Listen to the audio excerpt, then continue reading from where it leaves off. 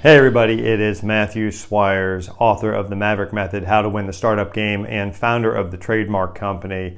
And today we have a question, which is, how do I know if being an entrepreneur is right for me? Having run the trademark company for many, many years, and have talked to literally thousands of entrepreneurs about this question.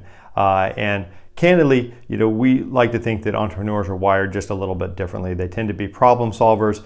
They tend to be sort of more go-getters, people who don't want to work for the boss anymore, but then also can actually finish. So within that context, and I talk a lot about this in the book, but what we really see is there's about 4 questions that you need to ask yourself for a good screening test as to whether or not the entrepreneurial life is right for you. The first one that we always talk about is, are you a problem spotter or are you a problem solver? Okay, there are so many problem spotters in the world. I mean, social media is filled with them. A lot of people will criticize, et cetera, et cetera. Here's a problem, okay?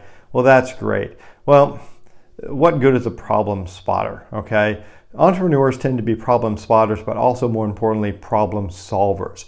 Can you provide a solution to the problem that has been spotted and then bring it to market? So the first question to ask yourself is, are you a problem solver or a problem spotter? And if you're a problem solver, it may be the right lifestyle for you.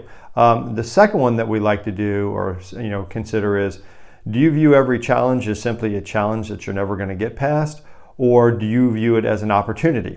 Entrepreneurs have a unique ability to look at a challenge and twist them into an opportunity. In essence, you look at a pain point for somebody and you say, well, how can we create a product that will resolve this pain point, market it, and then move on, okay? Market it to the actual right people and sell it. And so again, the second question you need to ask yourself is, are you going to be comfortable looking at every challenge as an opportunity in disguise?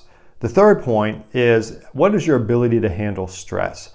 The greatest day is when you walk out the door and you finally are quitting to go to your side gig, make your side gig your permanent, gig, and you're going to be an entrepreneur for life, and such. You go to, walk out the door in that main employer. The best part about it is you're now the man. Pardon me, I'm not being chauvinistic, but it's just an expression. You're the guy, you're the man. The worst part about it is you're also the man. So when there's stress that comes down the line, you got to pay bills, you got to do, whatever it is that gives you stress in your workplace. You're the alpha and the omega. There's no one in the HR department. There's no one up the chain of command. You're it. And so you have to have the ability to be emotionally intelligent, relegate stress to where stress needs to go, and such, and just be able to work through even the most stressful of times, and such. So that would be the third characteristic. And then fourth thing is you really have to consider being an entrepreneur is, are you a dreamer or are you a finisher? So many motivational people will talk about, a dream is just a dream, or if a dream without a plan and execution is just a dream. To be an entrepreneur, to be a successful entrepreneur, you really need to put action to paper, to words, and get things finished. You got to be a finisher. What does that mean? You can't just dream up a product. You can't just come up with a great idea and then it sits there. You have to be able to put the steps in place, the plan in place, execute the plan, and then finish. Get that product or service to market it, and sell it. That is the hallmark of an entrepreneur.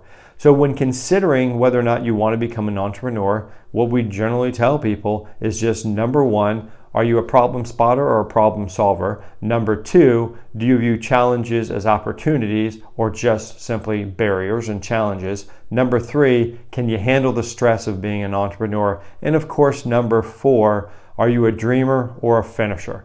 Again, a lot more of this is in the book, but if you have any questions, comments, concerns, just throw them in the comment section down below and we'll be happy to get to them as soon as possible. Thanks again for watching.